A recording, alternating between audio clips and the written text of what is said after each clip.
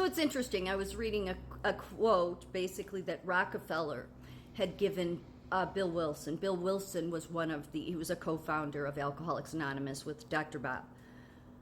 Dr. Bob was a surgeon. That's why they call him Dr. Bob. And Rockefeller told Bill Wilson, don't let money come in here and control this, what you got here. Interesting. Because then they went on to write 12 traditions that prevented outside influences from coming in, like science or people coming in trying to organize it, trying to infiltrate it.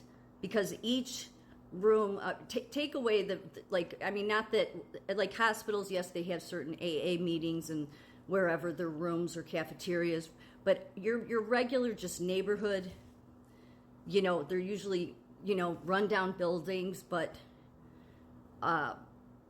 with a bunch of, drunks trying to recover. And yet each one is independent. Now, there's a general service office in New York, but they employ certain workers just to handle, the printing of new 12 and 12 books, or the big book of Alcoholics Anonymous, or they have like a Grapevine newsletter thing. So they have certain workers, and they have like custodians that work at your independent AA rooms that, brew the coffee, keep the place clean, that kind of thing.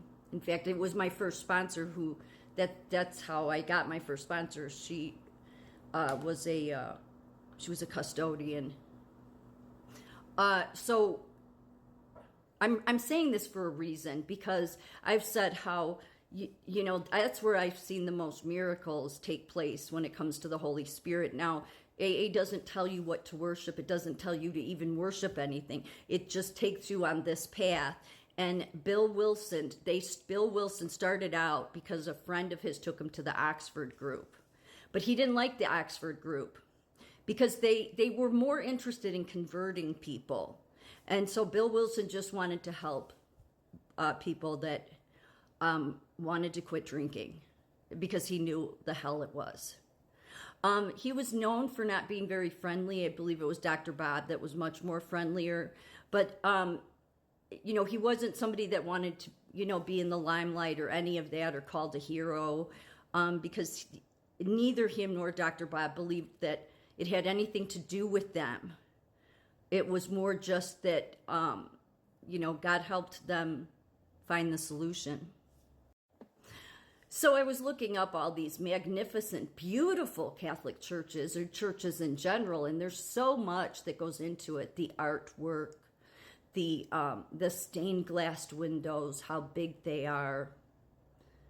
And I think it's all not what Jesus was about.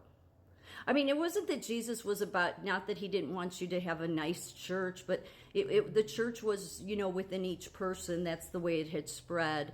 And then, you got the Roman Empire that came along and said, we were the first church. No, not of Jesus.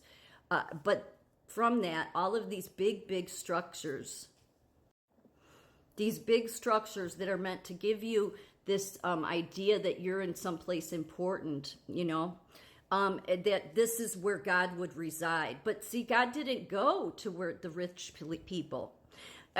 I'm not trying to say the rich people can't find God. What I'm trying to say is that's not who Jesus went to. So it seems to me it's the wealthy, right, that they wouldn't want, unless they were an alcoholic and they ended up finding their way to the rooms of Alcoholics Anonymous, they would find, if they stuck around, that's where, there's a reason the wealthy have a hard time getting sober.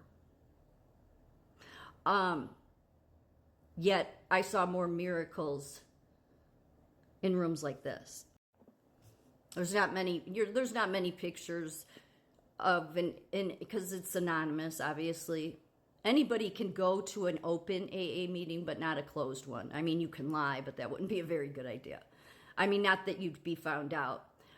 If people want to know about it, usually if you ask the people that are chairing the meeting at a closed meeting if they can sit and listen, that they have no problem with that. If like you're a college student, I had suggested that to somebody I worked with years ago, that if you really want to understand it, don't understand it from the sciences. Go to an actual closed AA meeting, sit and listen to what people have to say. See, what's amazing about this is obviously it's not some big church. It's not some big grand thing with a bunch of stained glass windows. It's a bunch of people that are hurting, people that have recovered and want to help others, because the 12th step was all about, after having a spiritual awakening, you go on to spread this message to help others. In order to keep it, you must give it away. You have to. You can't just hoard it. That's what Jesus's life was about. He spread the message. There's very, very few pictures. So, you can't find any. They were very, very strict about not letting outside forces come in, not turning it into some, something politics can try. Because if you let the science come in, you let any of these organized people come in, they destroy it. They would destroy the goodness in it. So there's a reason that I saw Jesus show up there so much. Now, some people may not have looked at it as Jesus, but depending on what step, because I went to step meetings, that's usually you read out of the 12 and 12, one step, whichever step it is at that time, and then everyone would go around the room and talk about what impact that step had on their life. I loved steps 2, 3, and 11 because those deal with God, because I would love to hear what other people had to say. It was amazing. That was when you saw those miracles at work, because all of these people came in and were, nobody goes into AA out of a want to go there. So it's just interesting that Jesus's life, it makes perfect sense that he would be there. But this world, for the wealthy to feel good in their church, they need this big basilica with all these stained glass windows and these big, huge saint statues. Yeah, Jesus wasn't about any of that crap, though. So Jesus went to where he knew. He went to the people that were the most afflicted. I'm not saying nobody in any of the churches has been saved. It's not my place to say that. But most certainly this idea that we're the first church is so egotistical, okay, for the Catholic Church to say. And then to go on to be nothing but a front so that mafia organizations are controlling it. So that's the reason why it's the son of perdition. The fruits it produces, God will not reside there, because it's a den of thieves. It's a den of molesters. Are there some priests out there that are decent? I'm sure they are, but they don't want to see the truth, do they?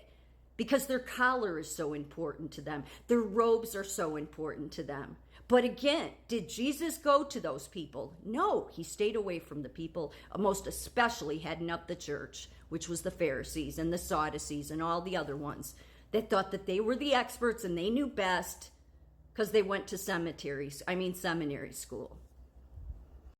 This is a famous picture, and there was a huge wall when the first AA meeting I went to was in Forest Park, Illinois. They have a pretty active AA meetings there, round the clock. Maybe not round the clock. At one time it was round the clock. Anyway, this painting was on one whole wall, and I would study it so much when I would be in meetings, because I didn't talk. I would listen to people, but I would often stare at this picture, because anybody who's an alcoholic can totally relate to this picture. And this is members of Alcoholics Anonymous going and sharing the message that they don't have to suffer like this. Reminds me a lot of the disciples in a way. Over there on the far from me is Bill Wilson, and this is Dr. Bog. So Rockefeller told Bill Wilson, don't let money come in and control what you got here. And they went on to write 12 steps, which is far from me there, and then the right here, this is the 12 traditions that they have to adhere to, which is no advertising, none of that.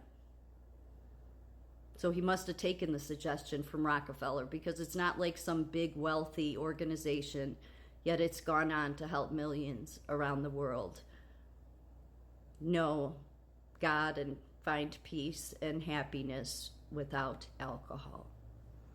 That's God at work.